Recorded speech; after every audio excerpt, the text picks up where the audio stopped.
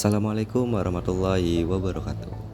Halo teman-teman, pada video kali ini kita akan membahas tentang hukum pros atau bisa juga disebut dengan hukum perbandingan tetap.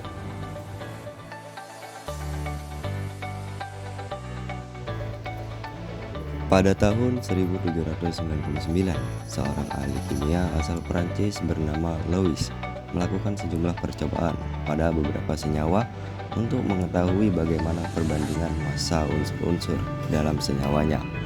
Dengan salah satu hasilnya adalah pada molekul air, perbandingan massa hidrogen dan oksigen selalu tetap, yaitu 11% hidrogen dan 89% oksigen, sehingga perbandingan massa hidrogen dan oksigen adalah 1:8.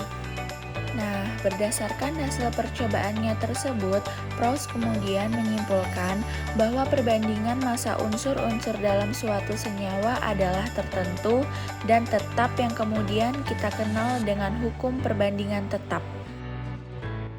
Sebagai contoh, perbandingan massa hidrogen dan oksigen dalam H2O adalah 1:8 dari manapun sumber airnya dan kapanpun itu. Jika terdapat suatu senyawa yang terdiri dari hidrogen dan oksigen tetapi perbandingan massanya bukan 1:8, maka senyawa tersebut bukan H2O. Nah, sekarang mari kita perhatikan data reaksi hidrogen dan oksigen membentuk air. Apabila diketahui perbandingan massa hidrogen dan oksigen dalam air adalah 1:8. Jika hidrogen yang bereaksi sebanyak 1 gram, maka oksigennya harus sebanyak 8 gram. Maka massa H2O yang terbentuk adalah massa hidrogen yang ditambah massa oksigen yang bereaksi, yaitu 1 gram tambah 8 gram sama dengan 9 gram. Lalu bagaimana jika hidrogennya yang tersedia sebanyak 2 gram dan oksigennya sebanyak 8 gram? Nah, karena perbandingan massa hidrogen dan oksigennya harus 1:8, maka massa hidrogen yang bereaksi tetap sebanyak 1 gram dan oksigennya sebanyak 8 gram, sehingga massa air yang terbentuk yaitu 1 gram ditambah 8 gram sama dengan 9 gram. Nah, artinya 1 gram hidrogennya tidak digunakan atau bisa kita sebut dengan massa P-reaksi yang tersisa. Supaya paham, mari kita lanjut ke contoh soal berikut. Perbandingan massa karbon terhadap oksigen dalam senyawa karbon dioksida CO2 adalah 3:8. Berapakah massa karbon dioksida yang terbentuk dan sisa reaksinya jika direaksikan karbon dan oksigen dengan massa 6 gram karbon dan 16 gram oksigen?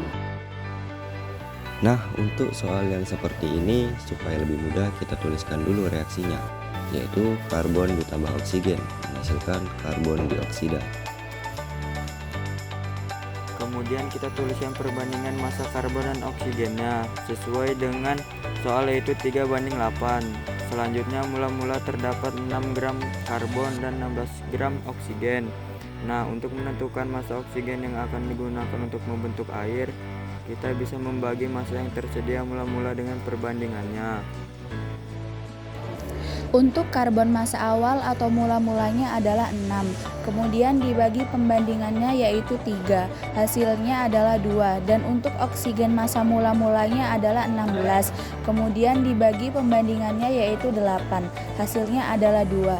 Nah, jika hasil pembagiannya sama seperti ini, maka keduanya sama-sama habis bereaksi sehingga jumlah massa yang bereaksi sama dengan massa mula-mulanya.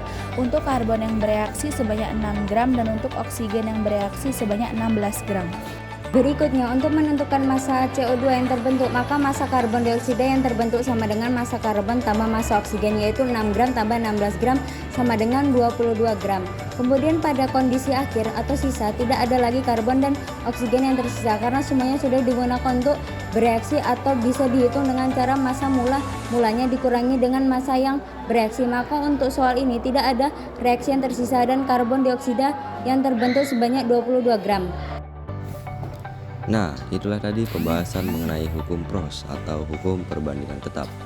Jika teman-teman ada yang kurang paham, bisa diputar ulang videonya atau bisa bertanya langsung. Demikian penjelasan dari kami. Assalamualaikum warahmatullahi wabarakatuh.